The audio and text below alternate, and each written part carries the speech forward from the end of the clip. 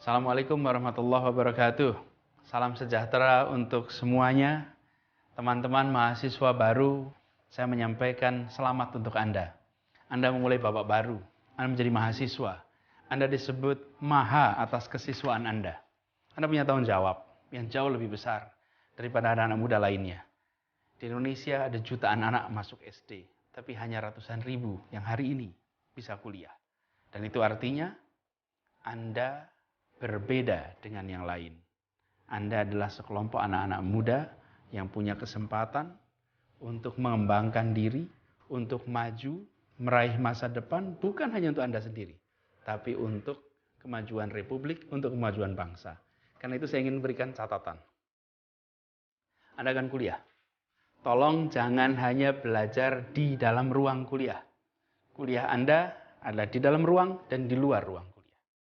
Dua ini, kalau Anda disebut dirinya sebagai aktivis, maka jangan hanya aktivis di luar ruang kelas, tapi aktivis di dalam ruang kelas juga. Di sisi lain, bagi teman-teman yang ingin belajar saja, hanya di kelas saja belajarnya, Anda akan masuk rombongan orang yang merugi. Karena di ujung masa kuliah, Anda hanya keluar membawa selembar kertas bertuliskan transkrip, atau selembar kertas ijazah. Masa depan tidak bisa dibangun hanya dengan selembar kertas itu. Anda harus menjadi manusia baru, lebih dari sekedar peneliti, lebih dari sekedar pengajar. Tapi Anda harus menjadi pemimpin di Indonesia. Anak-anak muda yang kata-katanya, langkahnya bisa membuat perubahan. Dan itu artinya belajar dari sekarang. Saya sering menganalogikan hidup pasca kuliah itu seperti berenang di lautan. Anda punya pilihan, mau belajar berenang saat sudah sampai ke laut, atau mau belajar berenang di kolam renang. Kalau di kolam renang, kedalamannya terukur, tekanannya terukur, suhunya terukur, arusnya terukur. Dan di sana Anda belajar berenang. Atau Anda langsung terjun ke laut dan belajar berenang. Risikonya agak besar. Belajar berenang di tengah lautan. Kalau Anda belajar berenang di kolam renang, risikonya jauh lebih terkontrol. Karena itu belajar berenang, belajar memimpin, belajar menjadi bagian dari masyarakat ketika saat kuliah.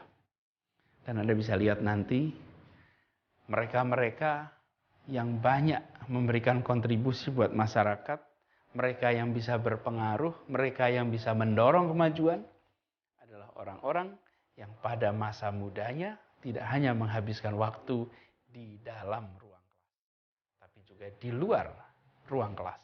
Karena itu jadilah pegiat, jadilah anak-anak yang aktif. Saya sering mengatakan IP yang tinggi akan mengantarkan Anda pada panggilan wawancara. Titik. Tapi kepemimpinan, kemampuan komunikasi, analytical thinking, itu yang akan mengantarkan Anda pada masa depan. Kalau dulu, SD ke SMP, Anda perlu nilai tinggi. SMP ke SMA, Anda perlu nilai juga untuk masuk SMA. Dan sekarang masuk di Sadar, Anda harus juga punya nilai yang tinggi dari SMA. Sesudah Anda lulus kuliah, fase berikutnya Anda butuh lebih dari sekedar nilai. Nilai itu penting, tapi lebih dari itu. Cuma jangan diartikan boleh IP rendah. Kalau IP rendah Anda dipanggil wawancara pun tidak. Jadi IP-nya jangan rendah, IP-nya harus tinggi. Berapa minimal IP? Ada yang nyebut 3, 3,5, 3,25. Bahkan beberapa kali ada yang nyebut nama 4. Ya cobalah sebagai ikhtiar 4 boleh gitu. Tapi kita coba lihat dalam prakteknya. Berapa target IP Anda? Usul saya, mumpung Anda masih baru kuliah nih, Anda cek. Kalau daftar beasiswa S2, berapa syarat IP minimalnya? Lalu Anda gunakan itu sebagai target. Bahwa IP minimal saya segitu. Hari ini tidak ada yang tanya IP Anda. Misalnya saya ditanya, Anies IP-nya dulu berapa? Enggak. Berapa lama saya kuliah? Enggak. Nanti Anda juga begitu. IP lama kuliah itu ditanyakan saat wisuda. Yang kuliahnya cepat, IP-nya tinggi, senyumnya lebih lebar daripada yang tidak. Tapi dalam perjalanan ke depan yang dibutuhkan lebih dari itu.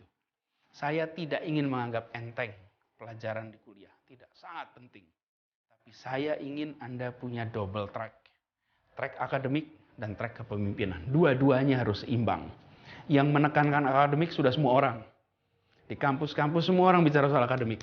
Tapi saya melihat pentingnya track kepemimpinan. Jadi bangun itu. Mumpung Anda punya kesempatan untuk melakukannya. Lalu Anda buat cita-cita. Anda tuliskan berapa lama Anda mau kuliah. Sesudah itu Anda akan melakukan apa. Dan selama kuliah, apa yang akan Anda kerjakan. Jangan jadi mahasiswa yang hanya rumah, kos-kosan, kampusnya hanya ruang kuliah. Jangan lakukan itu. Lalu Anda akan menjadi bagian dari dunia. Mahasiswa hari ini akan hidup seperti saya sekarang adalah mahasiswa 20 tahun yang lalu. Anda akan mengalami era 20 tahun yang akan datang. Bayangkan Indonesia 20 tahun yang akan datang. Jangan bayangkan Indonesia sekarang.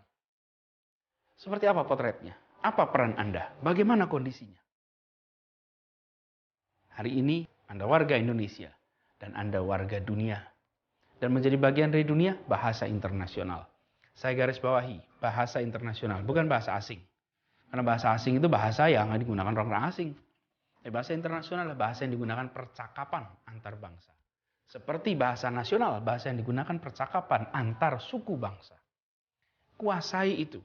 Sehingga Anda bisa menjadi bagian dari dunia. Berkomunikasi dengan dunia. Menyerap informasi dan menyebarkan informasi. Lalu yang ketiga, kuasai state of the art knowledge. Ilmu pengetahuan yang terdepan. Anda nggak bisa belajar sekarang hanya dengan ilmu-ilmu masa lalu. Kuasai yang terbaru. Dan kemampuan belajar menjadi amat kunci. Bukan kemampuan menguasai sebuah bidang, tapi kemampuan belajar di bidang apapun. Karena sesudah Anda lulus, Anda belum tentu akan mendalami, mengerjakan hal yang menjadi fokus Anda ketika masa kuliah. Tapi kemampuan Anda belajar akan membuat Anda menjadi pembelajar terus-menerus. Kalau Anda pembelajar, maka Anda akan punya peluang untuk bisa terus-menerus mengembangkan diri dan meningkatkan kontribusi. Teman-teman semua, mahasiswa baru, Anda sekarang memasuki fase yang benar-benar baru. Karena itu, rencanakan dengan baik. Catat cita-cita Anda. Catat keinginan-keinginan Anda.